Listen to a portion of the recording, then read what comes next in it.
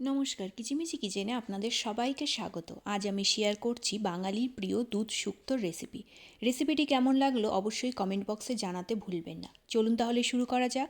প্রথমে গ্যাসে একটি কড়াই বসিয়ে কিছুটা পরিমাণ সর্ষের তেল দিয়ে দিলাম।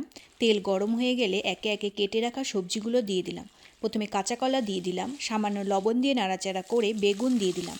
এবার করলা পটল দিয়ে সামান্য লবণ দিয়ে দিলাম আরও একটু। এবার সবজিগুলো ভেজে তুলে নিলাম একটি বাটিতে। এবার ওই তেলের মধ্যেই কয়েকটা বড়ি দিয়ে দিলাম। বড়ি নাড়াচাড়া করে লাল হয়ে গেলে একটি বাটিতে বড়িগুলো তুলে নিলাম। এবার সজনে ডাঁটা আলু দিয়ে দিলাম। সামান্য লবণ দিয়ে নাড়াচাড়া করে হালকা ভাজা ভাজা হয়ে গেলে অন্য একটি বাটিতে ওই ভেজে নেওয়া আলু সজনেগুলো তুলে নিলাম। এবার ওই বেঁচে যাওয়া তেলের মধ্যে 5 ফোড়ন একটা তেজপাতা ফোড়ন দিয়ে দিলাম। ফোড়ন নাড়াচাড়া করে সুন্দর গন্ধ বেরোলে আগে থেকে পেস্ট করে রাখা সাদা কালো সর্ষে পোস্ত আদা রাঁধুনির মিশ্রণটি দিয়ে দিলাম। মশলা তেলের সাথে মিশিয়ে সামান্য লবণ দিয়ে হালকা ভেজে মশলার বাটি ধোয়া সামান্য জল দিয়ে মশলা কষিয়ে আগে থেকে ভেজে রাখা আলু সজনে ডাঁটা দিয়ে মশলার সাথে ভালো করে কষিয়ে নিয়ে 1 কাপ দুধ 1 কাপ জল দিয়ে দিলাম।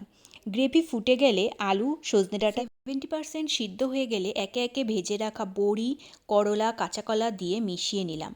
সমস্ত সবজি পুরোপুরি সেদ্ধ হয়ে গেলে ভেজে রাখা বেগুন পটল দিয়ে আরও একবার মিশিয়ে নিলাম।